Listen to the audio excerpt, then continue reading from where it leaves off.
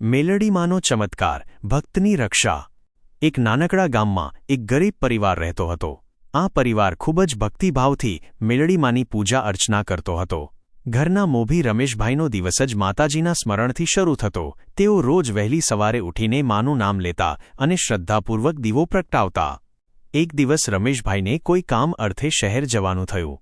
તેઓ પોતાની ધૂનમાં રસ્તે જઈ રહ્યા હતા, ત્યાં જ એક ભયાનક અકસ્માત થવાની સ્થિતિ સર્જાઈ। સામેથી એક ટ્રક પૂર ઝડપે તેમની તરફ ધસી આવી રહી હતી। કારને નજર સામે જોઈ રમેશભાઈ થથરી ગયા। ગભરામણમાં તેમના મુખેથી આપોઆપ શબ્દો સરી પડ્યા, જય મેલડીમાં મારી રક્ષા કરજો। એ જ ક્ષણે જાણે કોઈ ચમત્કાર થયો। ક્યાંયથી એક અજાણી સ્ત્રી પ્રગટ થઈ અને તેણે વીજળીક વેગે રમેશભાઈને પકડીને રસ્તાની બાજુ પર ખેંચી લીધા। જોતજોતામાં ટ્રક તેમની બાજુમાંથી ચીસ પાડીને પસાર થઈ ગઈ। રમેશભાઈનો આબાદ બચાવ થયો।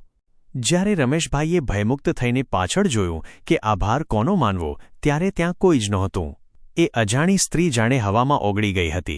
ત્યારે રમેશભાઈના અંતર આત્માએ સાદ પાડ્યો કે આ બીજું કોઈ નહીં પણ સાક્ષાત મેલડીમાં જ હતા, જે પોતાના ભક્તની પોકાર સાંભળીને તેને બચાવવા દોડી આવ્યા હતા।